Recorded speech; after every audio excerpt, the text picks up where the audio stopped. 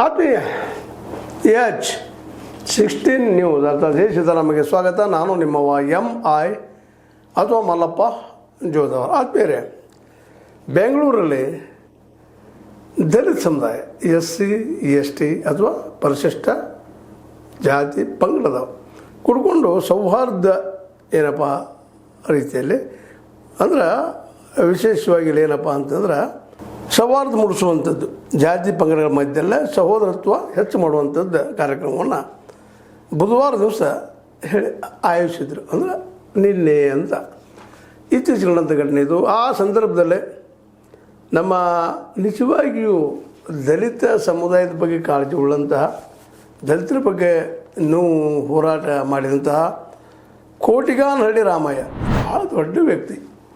ಆದರೂ ಬಡತನ ಅವ್ರಿಗೆ ಬಿಟ್ಟಿಲ್ಲ ಇಲ್ಲಿವರೆಗೆ.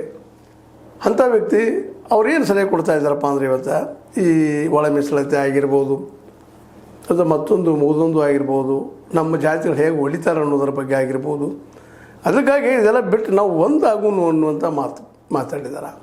ನಾವು ಎಡಗೈ ಅಲ್ಲ ಬಲಗೈ ಅಲ್ಲೆಲ್ಲ ಕುಡ್ಕೊಂಡು ಹೋಗೋಣ ಅಂತ ಮಾತಾಡಿದ್ದಾರೆ. ಭಾಳ ಒಳ್ಳೆಯ ಮಾತದು, ಕೂಡಿಕೊಂಡು ಹೋಗ್ಬೇಕು ಅನ್ನುವಂಥದ್ದು. ಅದೇ ಕಾಲಕ್ಕೆ ಅದ್ರ ಹೆಚ್ಚು ಪ್ರಯೋಜನ ಅವರಲ್ಲೇ ಪಡೆದಂಥವರು ಅವ್ರಿಗಿನ ಇನ್ನೂ ಉಳಿದ ಅವ್ರಿಗೂ ಹಂಚಬೇಕು ಅನ್ನೋಂಥದ್ದು ಸಹಿತ ಪ್ರಜ್ಞೆ ಬೆಳೆಸ್ಬೇಕಾಗಿದೆ. ಯಾಕಂದರೆ ಬಲಗೈ ಅವರು ಹೆಚ್ಚಿಗೆ ಲಾಭ ಮಾಡ್ಕೊಂಡಿದ್ದಾರೆ ಅನ್ನೋದು ಎಡಗೈಯವರ ಗಂಭೀರವಾದ ಆಪಾದನೆ. ಅದು ಹೋಗಲಾಡಿಸಬೇಕಾಗಿತ್ತಪ್ಪ ಅಂದ್ರೆ ಆಯ್ತಪ್ಪ ನೀವು ತೊಗೊಳ್ರಿ ಅಂತ ಹೇಳಬೇಕು ವಿನಃ ಅದಕ್ಕಾಗಿ ಚಳವಳಿ ಮಾಡೋದಲ್ಲ ಅನ್ನುವಂಥದ್ದು ಸಹಿತ ಇಲ್ಲಿ ನೆನಪಡಬೇಕಾಗಿತ್ತು. ಯಾಕಂದ್ರೆ ನಮ್ಮನ್ನು ನಾವು ಅದು ಪ್ರೀತಿಸೋಣ, ನಾವೆಲ್ಲರೂ ಅಸ್ಪೃಶ್ಯರ ಅನ್ನುವಂಥ ಮಾತನ್ನು ನಮ್ಮ ಕೋಟಿಗಾನಹಳ್ಳಿ ರಾಮಯ್ಯನವರು ಭಾಳ ಹೋರಾಟ ಮಾಡಿದಂಥವ್ರು, ನಿಜವಾದ ಕಳಕಳಿದ್ದಂಥವ್ರು ದಲಿತರ ಬಗ್ಗೆ ಆಗಿರ್ಬೋದು. ಅದೇ ಕಾಲಕ್ಕೆ